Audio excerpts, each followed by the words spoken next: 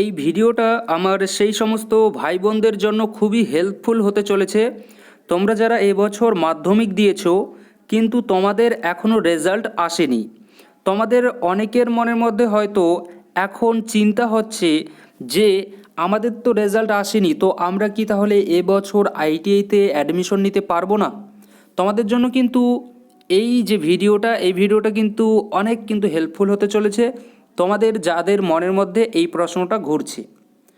দেখো, এই যে আমাদের মাধ্যমিকের রেজাল্ট এবছর এখনও আসেনি, এই বছর নয় শুধু, প্রত্যেকবারই কিন্তু আমাদের রেজাল্ট যে সময় আসে সেই সময়ই কিন্তু রেজাল্ট দিয়ে দেয়।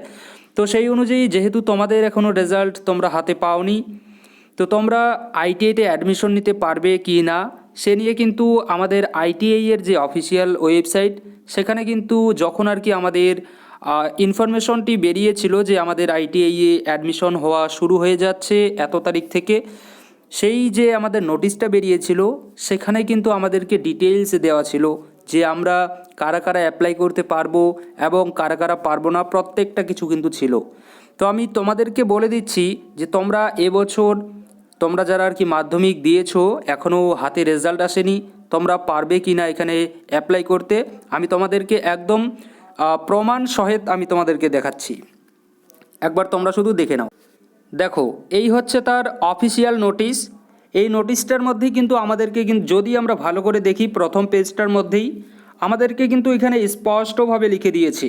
কথায় লিখেছে দেখো, এখানে দেখো একটু কালারটা দেখো একটু বেশি, একটু ডিপলি দিয়েছে। এখানে লেখা আছে কি, ফর দ্য ক্যান্ডিডেট অ্যাপিয়ারিং মাধ্যমিক 2024 অর ইকুইভ্যালেন্ট এক্সামিনেশন, মানে যারা এবছর তোমরা মাধ্যমিক দিয়েছো 2024-এ এবং মাধ্যমিকের সমতুল্য তোমরা যারা এক্সাম দিয়েছো, কিন্তু তোমাদের এক্সামের যে রেজাল্ট সেই রেজাল্ট এখনও আসেনি।